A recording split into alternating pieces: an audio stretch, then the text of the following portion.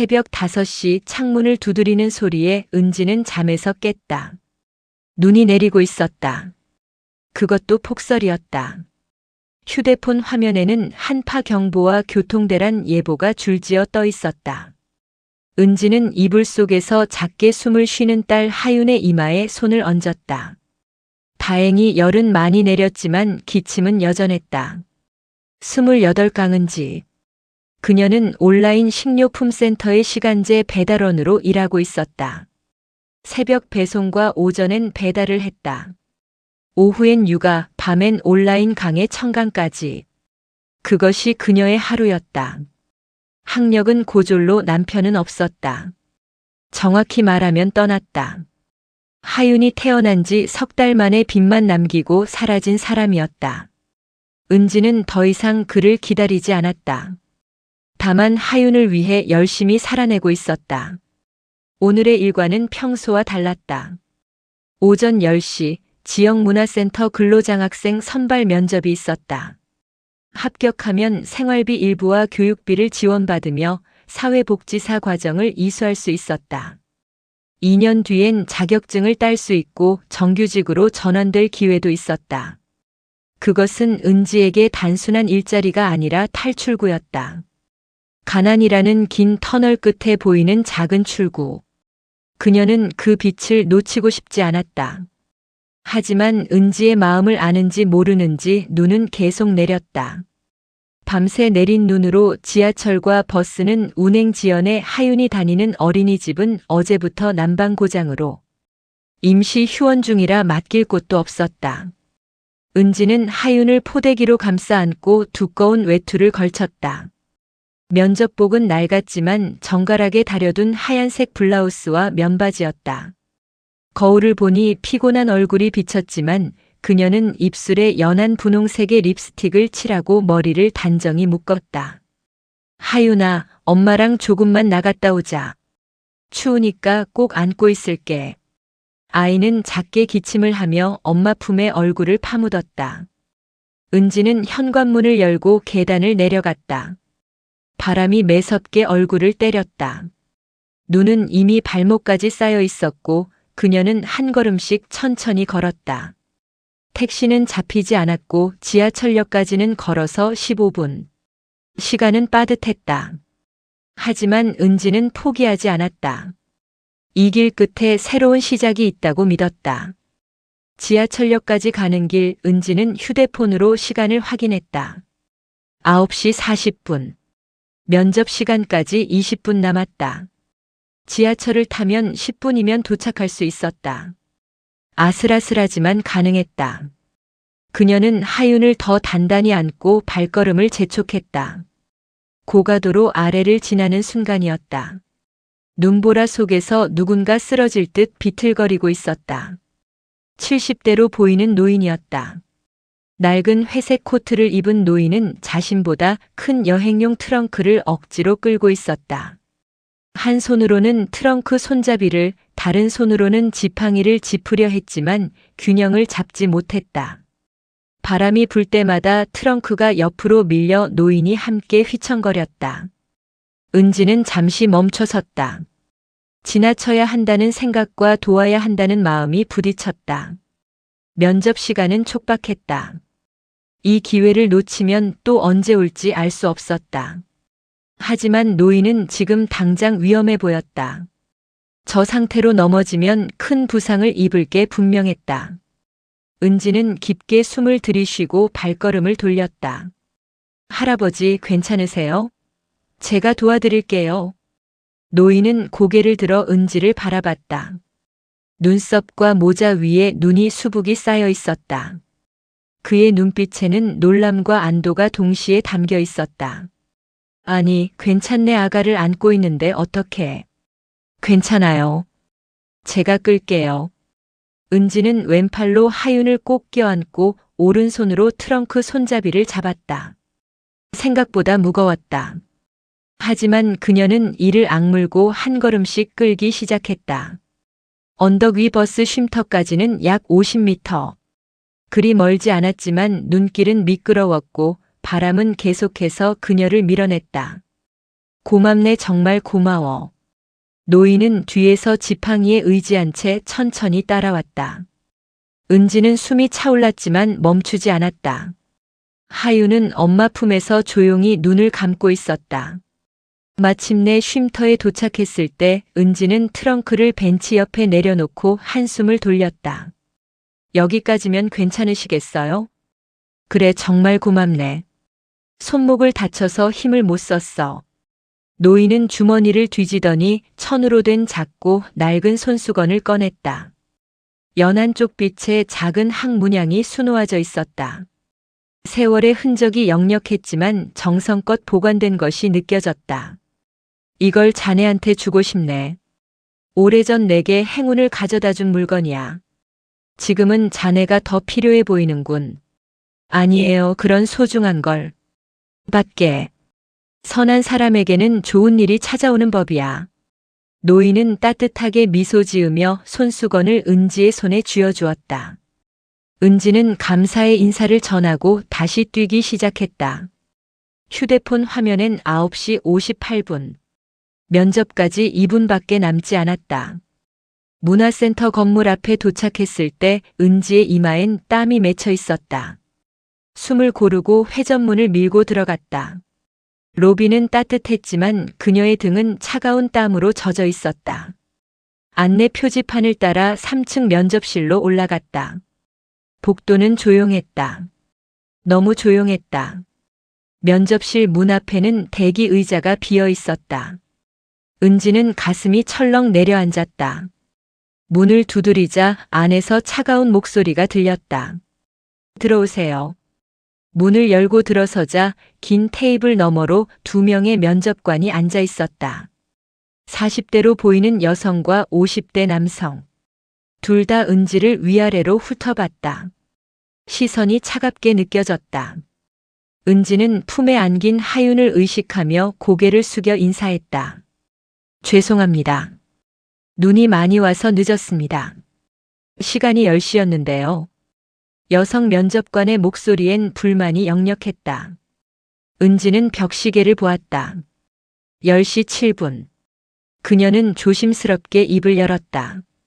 길에서 넘어지실 뻔한 어르신을 도와드리느라 조금 지체됐습니다. 송구합니다. 아이를 데리고 오신 건가요? 남성 면접관이 하윤을 보며 인상을 찌푸렸다. 은지는 당황했지만 최대한 차분하게 설명했다. 어린이집이 휴원이라 맡길 곳이 없어서요. 면접 중에는 조용히 있을 겁니다. 시간 엄수가 기본인데 말이죠. 그것도 지키지 못하면서 근로장학생이 되겠다고요? 여성 면접관의 말이 가슴을 찔렀다. 은지는 입술을 깨물었다. 변명하고 싶지 않았다. 그녀는 고개를 들고 두 사람을 똑바로 바라봤다. 다시는 늦지 않겠습니다. 기회를 주신다면 최선을 다하겠습니다. 면접관들은 서류를 들춰보더니 형식적인 질문 몇 가지를 던졌다. 왜 사회복지사가 되고 싶은지, 어떤 계획이 있는지. 은지는 준비한 답변을 또박또박 말했다. 하지만 두 사람은 고개도 끄덕이지 않았다. 메모조차 하지 않았다. 분위기는 싸늘했다. 그때 은지는 방 한쪽 구석에 앉아있는 또 다른 사람을 발견했다. 30대 초반으로 보이는 젊은 남자였다. 회색 후드티에 청바지를 입고 있어서 처음엔 직원인 줄 알았다. 하지만 그는 은지를 조용히 바라보고 있었다. 표정을 읽을 수 없었지만 시선은 날카로웠다. 마치 무언가를 관찰하는 듯 했다. 됐습니다. 결과는 일주일 내로 연락드리겠습니다. 여성 면접관이 말을 끊었다. 면접은 고작 5분 만에 끝났다. 은지는 다시 한번 고개를 숙이고 면접실을 나왔다. 문이 닫히는 순간 안에서 작은 대화 소리가 들렸다. 애까지 데리고 오다니 성의가 없어. 시간도 못 지키고. 이런 사람이 근로장학생이라니. 은지는 복도를 걸으며 주먹을 쥐었다. 눈물이 날 것 같았지만 참았다. 하유는 엄마 품에서 잠들어 있었다. 그 작은 숨소리가 은지에게 힘을 줬다. 괜찮아. 다른 기회가 있을 거야. 그녀는 스스로에게 말했다. 하지만 가슴 한쪽은 무너져 내리고 있었다. 사흘이 지났다. 은지는 불합격을 예상하고 있었다. 면접관들의 차가운 시선이 아직도 선명했다. 그녀는 다시 일상으로 돌아갔다. 새벽 배달, 하윤 돌보기, 저녁엔 다음 기회를 찾기 위한 구직 사이트 검색. 그것이 전부였다. 목요일 오후 은지는 마트 앞 아파트 단지에서 배달을 마치고 있었다. 손은 시렸고 발은 저렸다. 휴대폰이 울렸다. 낯선 번호였다. 스팸일 거라 생각했지만 혹시나 싶어 받았다. 여보세요? 강은지 씨 맞으시죠? 지역문화센터입니다. 심장이 쿵 내려앉았다. 불합격 통보구나. 은지는 마음을 가다듬고 대답했다. 네, 맞습니다. 가능하시면 오늘 센터에 잠시 방문해 주실 수 있을까요? 장학 관련해서 상담드릴 내용이 있습니다. 상담? 불합격인데 무슨 상담? 은지는 당황했지만 시간을 확인했다. 오후 3시. 하윤은 이웃집 할머니가 잠깐 봐주기로 했다. 갈 수 있었다. 네, 4시쯤 가도 될까요? 좋습니다. 3층 상담실로 오시면 됩니다. 전화가 끊겼다. 은지는 휴대폰을 쥔 채 멍하니 서 있었다. 혹시 합격일까? 아니면 그냥 형식적인 피드백? 기대와 불안이 뒤섞였다. 그녀는 서둘러 배달을 마치고 집으로 향했다. 문화센터에 도착하니 안내 직원이 친절하게 맞아줬다. 면접 때와는 분위기가 달랐다. 3층 상담실 문을 열고 들어서는 순간 은지는 놀라서 발을 멈췄다. 면접대 구석에 조용히 앉아있던 그 남자가 책상 앞에 앉아 있었다. 오늘은 정장은 아니지만 깔끔한 셔츠 차림이었다. 그는 은지를 보고 자리에서 일어났다. 안녕하세요, 강은지 씨. 앉으세요. 저기 실례지만 누구신지. 죄송합니다. 면접 때 제대로 인사를 못 드렸네요. 저는 윤서진입니다. 이 문화센터 운영위원장이에요.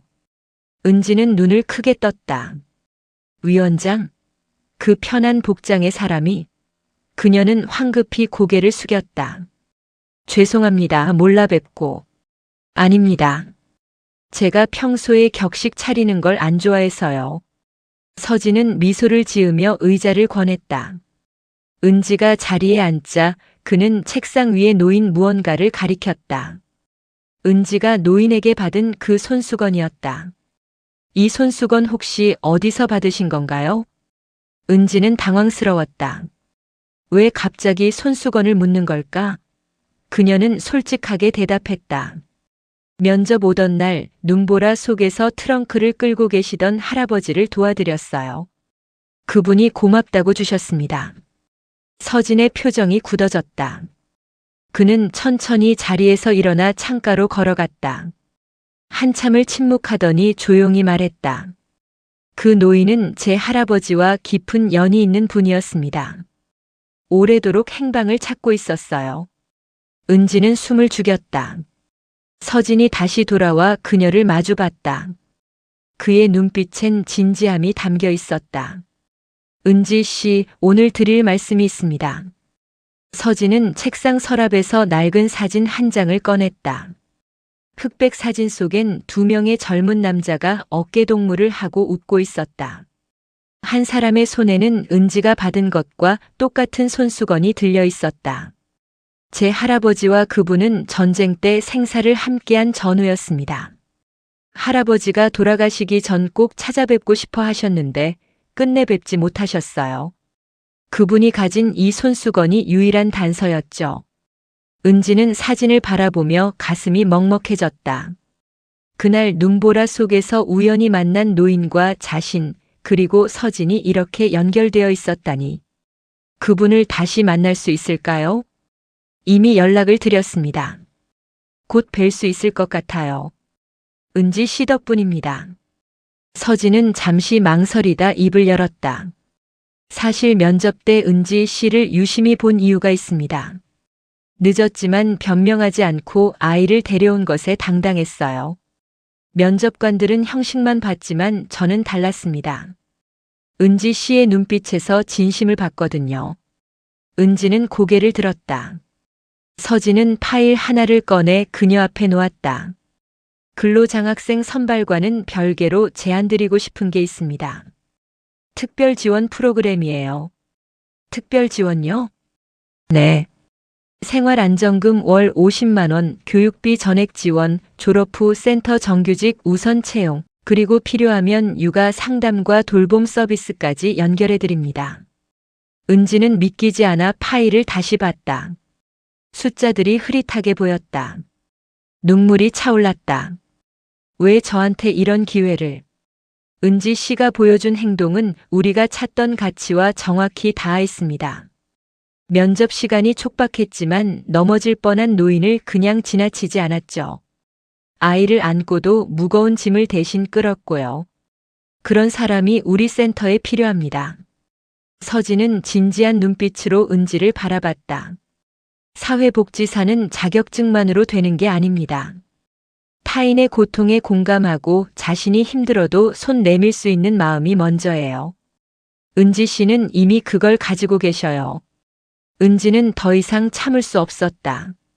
눈물이 볼을 타고 흘러내렸다.